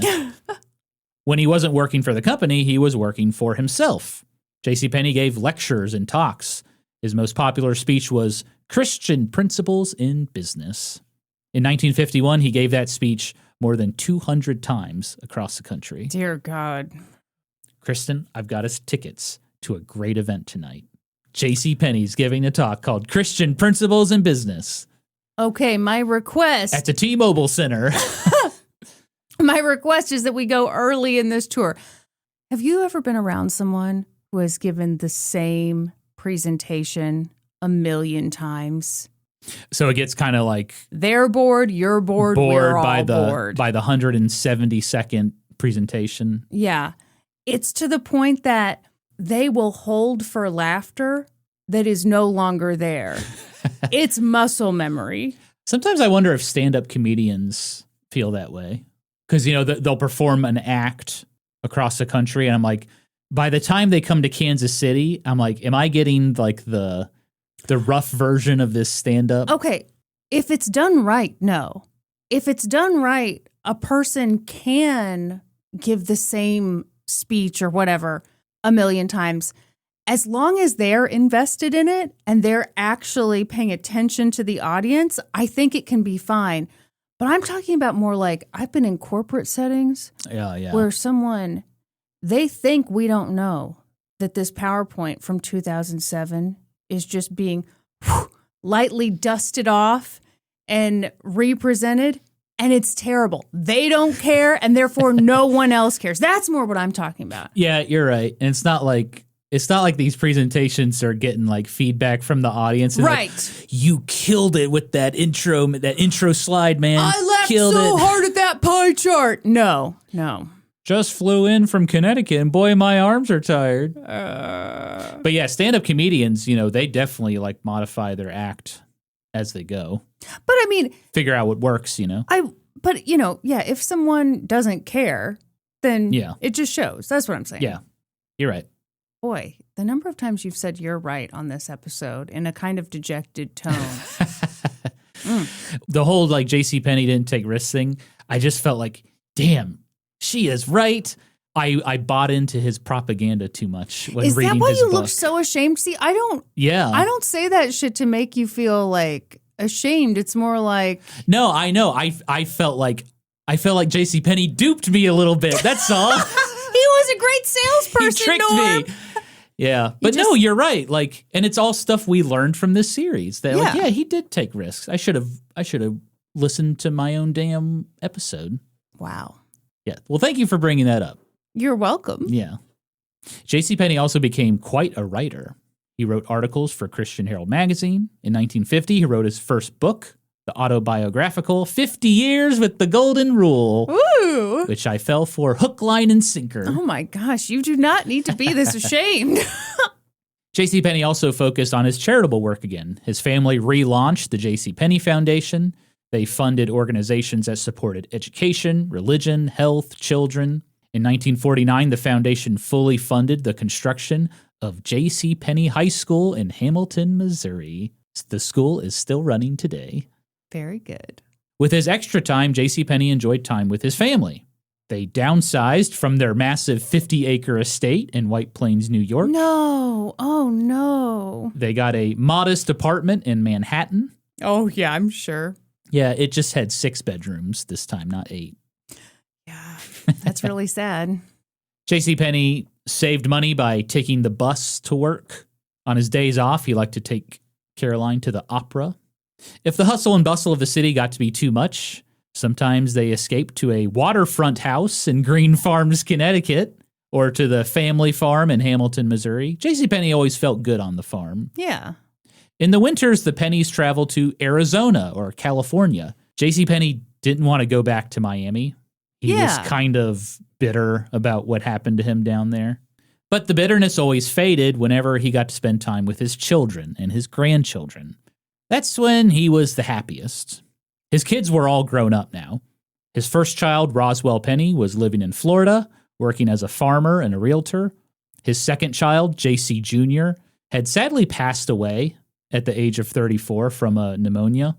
I thought you were going to say 43, and I was going to flip this table. That is a number that comes up a lot in this series. Yeah. He was buried next to his mother, Berta Penney, in Salt Lake City. His third child, Kimball Penney, had served bravely in the U.S. Navy during World War II and was now... he shit his pants. Sorry. What? Shit his pants? I heard nothing of the sort. I feel like sometimes people just say served bravely. It just, to everybody. Hey, he was a lieutenant. He commanded a boat. No, full respect. Full respect. That was just a joke. He served bravely, a.k.a. he hid in a corner and shit his pants. Oh, yeah, he served in the Navy during World War II. He was living and working in San Francisco. His fourth child, Mary Frances Penney, was in college, the very first member of the Penney family to attend college. Wow. Yeah. It was clear she inherited her father's drive and ambition because she didn't just go to any college, Kristen, like Simmons. Simmons is the Harvard of Boston. We're all saying that. Yeah. Yeah. You ready to... Did she go to actual Harvard? You ready to feel that feeling of, comparison is the thief of joy? Oh, God. Mary Frances Penney got into MIT. Oh, shit. A very rare accomplishment for women at the time. She was one of 12 female students. Holy shit. They didn't even have dormitories for women at MIT. That's nice. Mary Penney would later get her doctorate in chemistry from Oxford University. No one's ever heard of that shithole. Uh-oh. She's getting upset, She's folks. She's not better than me. She became a teacher who would later serve as the first female president of the MIT Alumni Association. Cool. His fifth and final child, Carol Penney, also attended college. I think they called him the youngest child, not the final child. That was his last child. Well, yeah, but would you call yourself your parents' I am the final child? Yeah, I am the final child. That is the weirdest way of putting it. It's got a dramatic flair to it. I kind of like it. Super dramatic. It's the most dramatic. Okay. I'm the premier child of my family. World premiere. Yeah. Kristen. And you are the final child in your line. Let me see. The final child. Oh, shit. What's the middle child get? Nothing. Once again, nothing. Yeah. Okay. His fifth and youngest child, Carol Penney, also attended college, Stanford University. Okay. She got married and traveled the world working for the United Nations in various refugee camps. After returning home, she got involved in civil rights work in the South, marching and protesting with Dr. Martin Luther King Jr. Holy shit. All right. Yeah. That is some final child stuff. Yeah, his daughters were like kicking ass. Mm-hmm. Meanwhile, his sons shat their bell bottoms, right? His sons did not want to get into the business like their dad. And I do wonder, so the one thing I noticed was when he had his sons, he was like full on working at the JCPenney company. But when he had his daughters, he had, taken a step back. He wasn't working as much. Yeah. And so I just think he maybe didn't spend as much time with his sons. Yeah. And maybe they're like, I don't want that life. I never really saw my dad. You know what I mean? Yeah. It's an interesting thing. Purely a theory on my part, but I'm just guessing because, I did think it was interesting. His sons didn't get into the business. Oh, it's fascinating. Yeah. Because he had 3 sons? Mm-hmm. Yeah. None of them went into business at all, right? They went into business, but not the JCPenney business. One went into the Navy. What did the other 2 do again? One was a citrus farmer and a realtor. Mm-hmm. JC Jr., who passed away, I'm not sure what he did. Okay. I couldn't really find out what he did. But I do know one worked as a citrus farmer, got involved in insurance, was a realtor. Yeah. But yeah, did not work for the JCPenney company. I do think it's interesting. The boys could have followed in his footsteps. The girls, I'm sure, you said it yourself, JCPenney, like the company, women got into management for a brief time during a war and then were kicked out. Right. So in theory, if you're the daughter of JCPenney, you've got a better shot than anybody else. But it's interesting. Hope so. It's interesting because in a way, there's some freedom there. As the daughter, okay, there's no expectation that I'm going to go into this company. And so instead, I can go kick ass, take names at literally anything else. Yeah. MIT, Stanford, civil rights, Oxford, which no one's heard of. Yeah, United Nations work across the world. I wonder if there was more freedom. Oddly. I mean, that's a weird thing to say. I was just like blown away by like what his daughters were doing. I was just what? I do think you're onto something about maybe how he behaved and how he was when he was raising his boys. Mm-hmm. Maybe he was also really hard on the boys in a way that he might not have been on his daughters. Yeah, and his dad was hard on him. Yeah. I do remember reading when he had his first daughter, Mary Frances Penney, he was, in his autobiography, he was just like over the moon to have a daughter. Mm. Anyway, so yeah, JCPenney's kids are out there kicking ass, taking names, And meanwhile, the company was changing. By 1957, they had 1,694 stores in all 48 states. Total sales in the billions. An annual profit of $49 million. Adjusted for inflation, $560 million in profit. JCPenney was the largest retail outlet in the world for work clothes, women's dresses, blankets, sheets, and textiles. And they adapted to new shopping trends. They saw a larger influx of wealthy customers, white-collar workers, as opposed to blue-collar workers. Fashion was now a top priority in merchandising. People wanted suits, they wanted dresses, they wanted sporting clothes. And thanks to a post-World War II housing boom, JCPenney stores were expanding into suburbs and shopping centers of big cities. But despite this, JCPenney still lagged behind the competition. They were the third largest non-food retailer. They were behind Sears and Montgomery Ward. Executives believed now was the time to make a major change in order to keep up with the competition. And it was perhaps the biggest change in the company's history. They decided to start testing credit.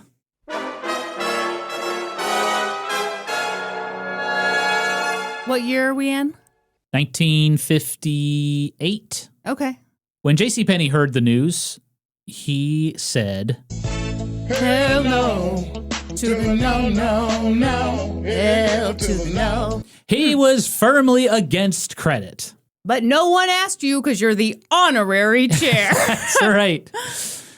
Yeah, it would be like if Tony the Tiger said, Kellogg's needs to stop. I hope he's a little more well-spoken than this. Has he prepared some remarks? This is like me giving a Patreon plug. It'd be like if Tony the Tiger was like, Kellogg's needs to raise employee wages. Be like, no one gives a shit what you say, Tony. You're just the freaking mascot. You could have said, what? If Tony the Tiger said, raise wages. They're grossly inadequate. Joe, don't help Norm out on that edit. Don't. Joe, I know you're a big fan of A Muppet Christmas Carol. Joe, God help me.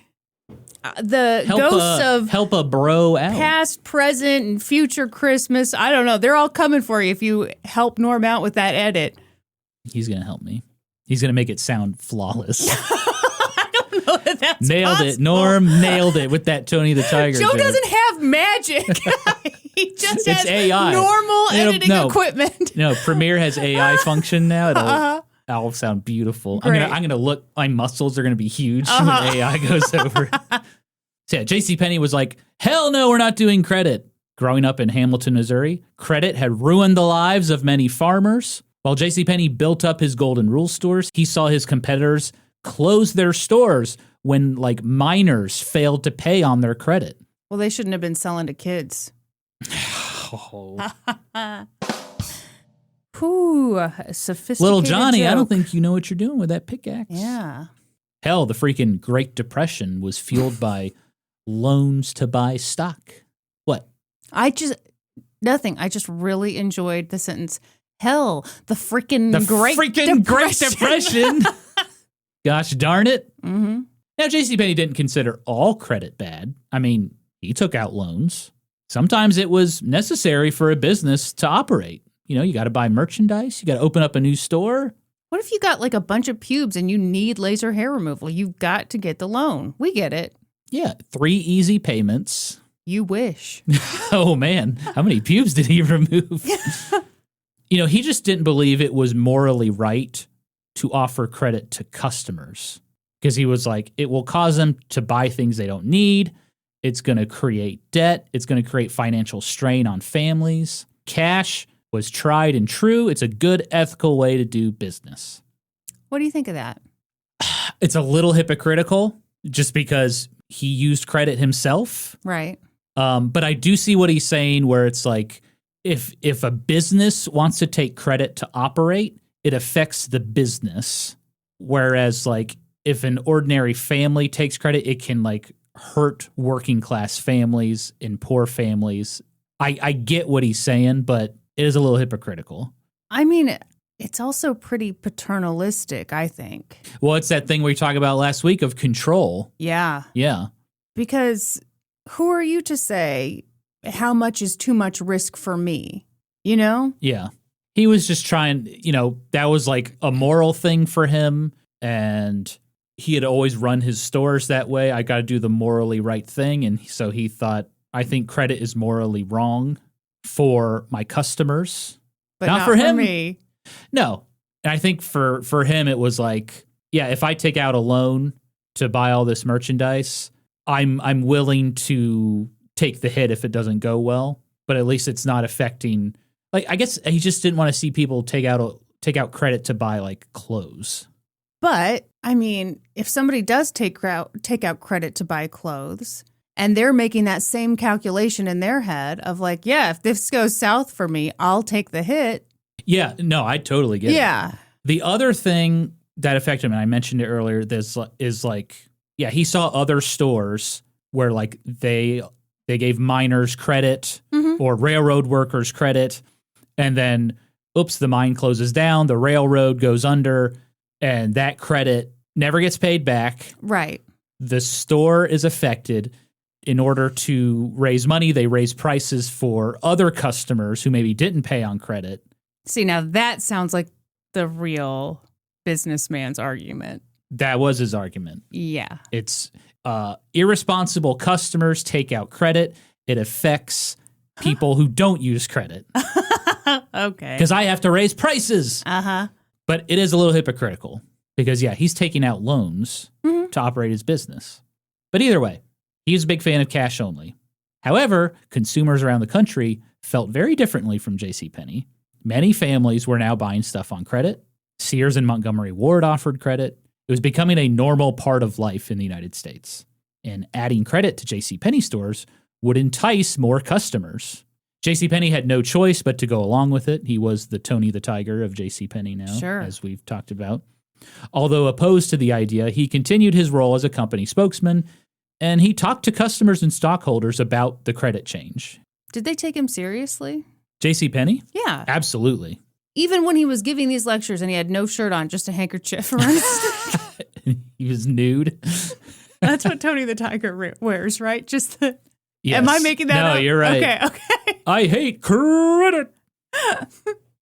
JCPenney, I think we would be able to listen to your points more if you had your nipples covered, man. Oh, man. Now I'm imagining JCPenney naked. Thank you for that. Yeah, listen to you acting like this is the first time you've imagined JCPenney You're right. naked. I imagined it many times.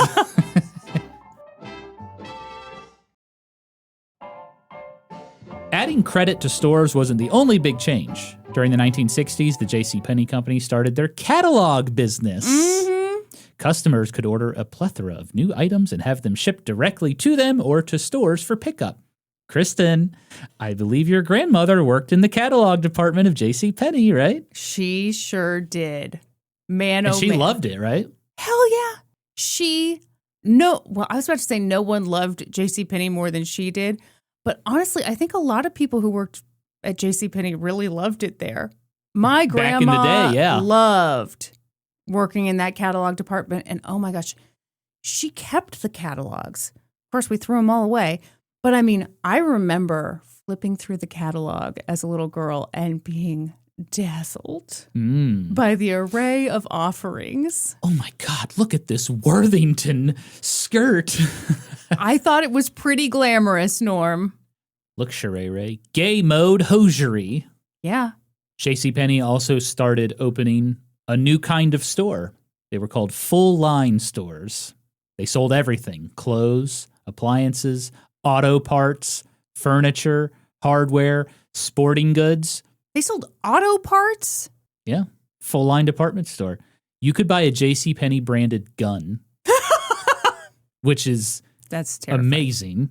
Yes. When I heard that, I thought of a news story. Guy murders 3 people. Florida man They murders. they recover the gun. It's a 1980 JCPenney sporting rifle that he bought through the catalog. And we ask ourselves, should you be able to order a gun through a catalog? The answer is yes. Ain't that America? Ain't that America? The full-line stores also had photography studios, beauty salons. Oh, yes. Yes. Mhm. Oh man, I remember the days when every department store had its own salon. Yeah, freaking Walmart's started getting beauty salons. Okay, and that was nuts. No one needs, I mean, who? Okay. Uh-oh, here comes the judgment. Well, no, here comes the facts. Boom. Ooh, Here comes the facts. and logic. Here's the thing. Department stores did it right. The salon was like kind of tucked away. You went in there if you wanted to go get some salon services. We get it.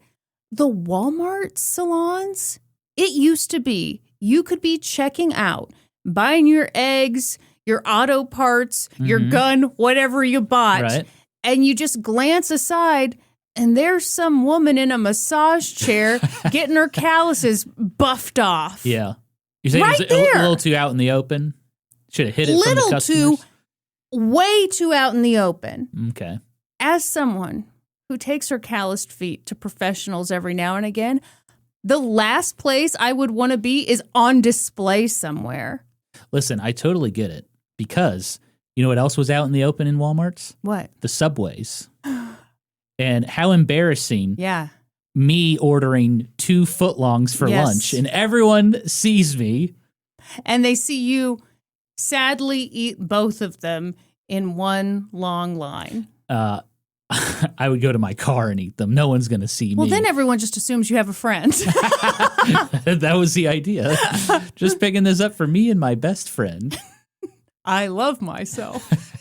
So yeah, these full line stores, shopping malls in particular, really liked those full line stores because they considered them anchor stores, which when I heard that term, I was like, I know exactly what they're talking about.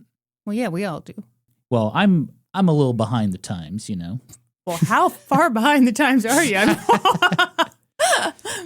By the end of the 1960s, JCPenney had 176 full-line stores across America. How many JCPenney neighborhood markets were there? Okay, you laugh, but JCPenney did buy a grocery store Are chain. you serious? Mm-hmm. Yeah, they bought a grocery store chain. Should have been called JCPenney Yum Yum. Yum, yum. In 1965, JCPenney celebrated his 90th birthday. Good grief. He happily declared he would live to be 100 years old. Well, it seems like you're jinxing it, but okay. Incredibly, he was still working. That year, he traveled 50,000 miles across the country, visiting JCPenney stores, speaking at conventions, appearing on radio and TV programs. Kristen, I believe your grandmother fondly remembered JCPenney visiting the store she worked at. Of course she did. Yeah. Imagine freaking Tony the Tiger knocking on our door, walking in. I start screaming. Mm-hmm. It'd be a big deal, right? If Tony the Tiger, a cartoon character, walked into our home, I'm talking about JCPenney now. Oh. Yeah, no, that would be a big deal. Yeah. His celebrity status was legendary at this point. He had 17 honorary degrees from colleges across the country. He was the embodiment of the American dream. A poor farm kid from Missouri who is now considered one of America's greatest living businessmen. That is very inspiring to people. Absolutely. You can see why people loved this. Yeah. And, you know, when he visited those stores, he talked to everybody. He made even the lowest level sales clerk, like took time for them, talked to them, helped them. I think that's special. Like if Mr. Dairy Queen showed up at my Dairy Queen job and, you know, flipped burgers with me, I'd be like, holy shit. I can see why your grandma like fondly remembers JCPenney visiting the store. Of course, Yeah. yeah. Why are you're smiling at me? There's something I love about even the lowest level person. It just, to me, when people kind of go down that road, it sounds like even the biggest piece of shit we got in the company. That's right. He was nice to old Murder McGee. We're pretty sure that guy's a serial killer, but he came in and shook the man's Look, hand. I know it's sad that like we think that's cool, but like some of the ways bosses treat their employees, they treat them like shit. Yeah. And this is the freaking guy that started the company and he's taken the time. Yeah. friendly. Yeah, he was friendly. Being a normal person. Yes. We love to see it. And you're telling me he didn't just wear the neckerchief. He was fully clothed he had a suit the whole on. time, which is he had even a bow tie. better. He liked the bow tie look. Okay, sure. Yeah. For the next 5 years, JCPenney kept working. He kept traveling. He kept writing. He kept lecturing. He kept giving to charity. But then, on December 26th, 1970, JCPenney fell in his Manhattan apartment. It must have been a tough day for him because December 26th was the anniversary of the death of his first wife, Berta. He was rushed to the hospital where he got the bad news, a fractured hip. JCPenney stayed in the hospital to recover. Sadly, he would never leave. About 2 months later, on February 12th, 1971, JCPenney had a heart attack and died. He was 95 years old. Wow. 1,500 people attended JCPenney's funeral at the St. James Episcopal Church in Manhattan. He received thousands upon thousands of condolences, including one from President Richard Nixon. All JCPenney stores were closed during the service. He was buried in the Woodlawn Cemetery in the Bronx. That was a very prestigious cemetery. There's some pretty famous people buried there. I'm sure, yeah. With JCPenney gone, many people wondered how the company would do without his presence. In 1973, 2 years after JCPenney's death, the company was now called JCPenney, all one word. There were 2,053 stores. 300 of them were full-line stores. Total sales of around $5 billion. Credit cards were now accepted at all locations. In fact, the company had their own credit card. Everything seemed great. Little did anyone know that the company had peaked. Oh. In 1981, store number 500 in Hamilton, Missouri, closed. Major highways and shopping malls had essentially killed the small, rural JCPenney shops. In 1983, JCPenney gave up trying to compete with Sears, and they closed their full-line stores. It had been a costly blunder. 8,000 people lost their jobs. The company said it was shifting to greater emphasis on clothes and sporting goods and home furnishings. That same year, they took a huge gamble and signed fashion designer Roy Halston to a 6-year, $1 billion contract. Whoa. To make an exclusive clothing line for the company. It was called Halston 3, and it flopped. Oh my time. God. $1 billion 6 for years, 6 years? $1 billion. That's not adjusted for inflation? That's not adjusted for inflation. That was $1 billion in 1983. Why did they... So that was kind of a first. That was like the first time. And final?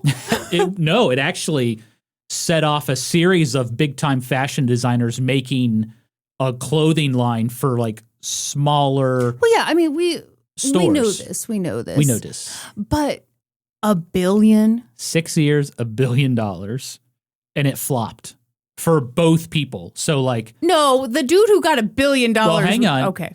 Higher-end stores, they basically blacklisted Roy Halston. They're like, you're cheapening the whole thing. You got that JCPenney stank on you. Yes. Okay. He basically was blacklisted. And then JCPenney, customers, they liked the Halston 3 line, but it wasn't like blowing anyone away. Mm. And it was discontinued after a year. Did he get the $1 billion? I doubt it. It's not like a guaranteed contract.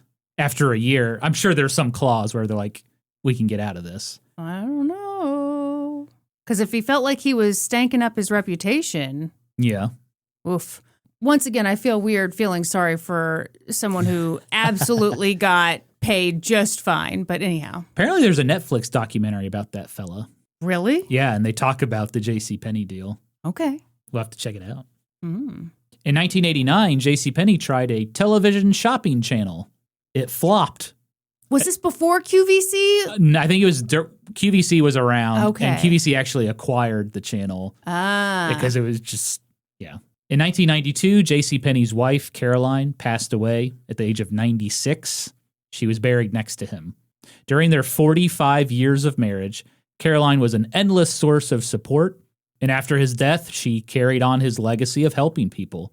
She was president of the JCPenney Foundation. She was a supporter of the YWCA, the National 4-H Council, various other charitable organizations.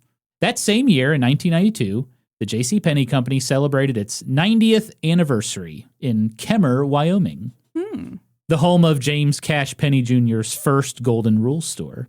In a speech to shareholders, the company president, William Howell, stated, quote, "We have returned to Kemmer to honor and commemorate our founder, James Cash Penney. It was in this community that Mr. Penney established his first store and adopted the 4 principles on which our company was founded: honor, confidence, service, and cooperation. We have come here to renew that sense of vigor and freshness Mr. Penney displayed in every aspect of his life, and to be in touch with our roots in a very real way. We know we will leave here inspired with a fresh sense of determination to take our company in the next century at least as far as we've come since Mr. Penney opened for business in 1902. You liar! Yeah, big words. Big words. Here's my counterpoint. JCPenney's foundational principles were slipping away. Penney had always preached the golden rule: respect for customers and employees, quality merchandise at affordable prices, taking care of your employees, allowing them to share in the profits, community involvement, simplicity. Now the JCPenney Company was taking a ton of risks. They were chasing trends. They were slowly trying to keep up with a constantly changing retail world. They were axing benefits to cut costs. And throughout the 1990s and 2000s, JCPenney kind of solidified its reputation as this middle-of-the-road department store. Yeah. Of course, to a young Normie C, it was an incredible store. The best department store in Elizabeth City, North Carolina, by far. Or as the locals call it, Fistfuck City, North Carolina. I fully admit to everyone listening and to you, Kristen, this is all nostalgia talking. of course Okay. it is. We know. You don't I have know to tell us. JCPenney is not the greatest department store, Yes. but I will never forget those amazing commercials with taglines like, Yeah, that N. how about this one? I love your style. Did I sing over the right words? Yeah, you got it. Yeah, I remember that one. Oh my God. How about this one? It's all inside. JCPenney. Yeah. Yeah. Yep. By 2011, the company needed to do something because it was going downhill. Customers were leaving. Stores were closing. So they hired a new CEO to turn things around. His name was Ron Johnson. His friends called him Big Johnson. Shut up. Is okay. I'm thinking here. Ron Johnson was the former head of Apple's retail division, and he wanted to do something wild to turn things around. Mm-hmm. The first thing he did was he changed the branding from JCPenney, all one word, to JCP. I remember. An absolutely reprehensible change, in my opinion. No, if this is the should I say something or no? I shouldn't. I think you know exactly what's going to happen. Are they getting rid of the coupons? Yep. Ron My Johnson. grandmother and all the other old ladies would have strangled this man if they'd had the grip strength. If the hover round could get up to the 10th floor of this building, you'd be done for, Ron Johnson. You would be dead by 1,000 paper cuts from 20% off coupons. If this battery had enough horsepower to run your ass over, I would do it. Ron Johnson announced a new pricing strategy. No more coupons. You know, coupons had become a standard thing at JCPenney. People were kind of used to them now. Yeah. But Ron Johnson got rid of them, and he advertised everyday fair and square prices, which honestly, totally get the idea behind it. Yeah. It's in the spirit of the founder, JCPenney. Yep. He never liked using the word sales. He wanted to have that reputation of we just always have the lowest prices. That is the funny thing is like, and I remember when they made that change, and my grandmother was truly up in arms. Yeah. And I remember thinking, I like this change because I always hate shopping at a store where you know the prices are artificially, I almost said artificially inseminated. Artificially inflated. We fucked the hell out of this price. You're not going to want to touch that St. John's Bay sweater, ma'am. Oh, that stain? Well, that's how we get the low prices. No, but like, I personally like to be able to just go to a store and buy it and feel like, okay, I'm not getting ripped off because I didn't like save my Sunday paper or whatever. I didn't download the 15% off coupon for my email newsletter. Yeah, I just find that annoying. But when those are the only people shopping at your store, I don't know, that's tough to turn that ship around. Let's see how it pans out. Like I said, I totally get why he wanted to do this, and it was in the spirit of JCPenney. Yeah. But, that was 100 years ago. The company's just different now. Things had changed. They hired Ellen as a spokesperson for the change. Did they really? Yeah, where the hell is Ellen anyway? Where did she go? Oh, I feel so sorry for her. I don't know. It's a real mystery. Uh-huh. The reaction to those changes were bad. Customers revolted. Little old ladies around the country were like, oh, fair and square prices, my wrinkled old ass. I don't think they said that. So one thing I read from newspaper articles around the time was that, they interviewed little old ladies who were like, I hate this. They didn't trust that those were the lowest prices. They're like, oh, yeah, you call them the fair and square, everyday low prices, but we don't trust you. Right. We just think this is an excuse for you to make the prices higher. Yeah. Sales dropped by 22%. Ouch. And Ron Johnson was fired.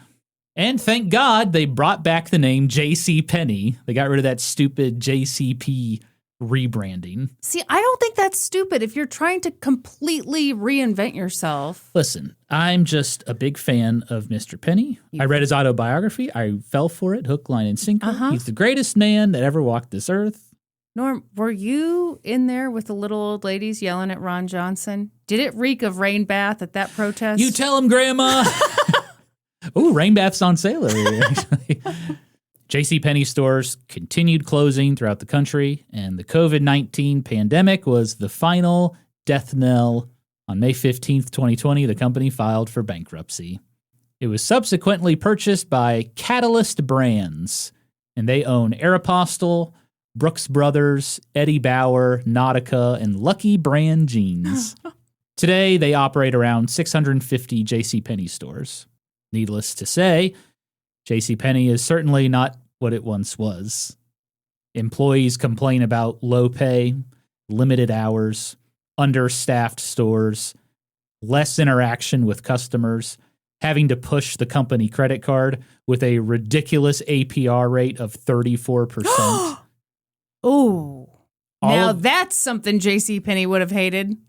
I think he would have exploded, just spontaneously combusted. I about exploded just hearing about it. All of those things seem like the complete opposite of what JCPenney stood for. Yeah. JCPenney's values and hard work catapulted him to success in the business world. But he didn't rest on his laurels. He used his fortune to lift others up. He dedicated time and money to charitable causes. And he never forgot his roots as the son of a farmer and Baptist preacher. And even when it seemed like he was being mocked by life, JCPenney never gave up. And through it all, he found incredible purpose and meaning in his life. The Hamiltonian newspaper wasn't lying when it declared all those years ago, Jim is a good boy, and we believe he will succeed. And that's the story of JCPenney. Thank you. Well told. Well told. Well done. I do want to mention one more thing. Mm-hmm. So when his wife, Caroline Penney, died, their daughter, Carol Penney, took over the foundation. She was the one who got involved in civil rights and refugee camps and whatnot. She took over the foundation. It was restructured as the Penney Family Fund.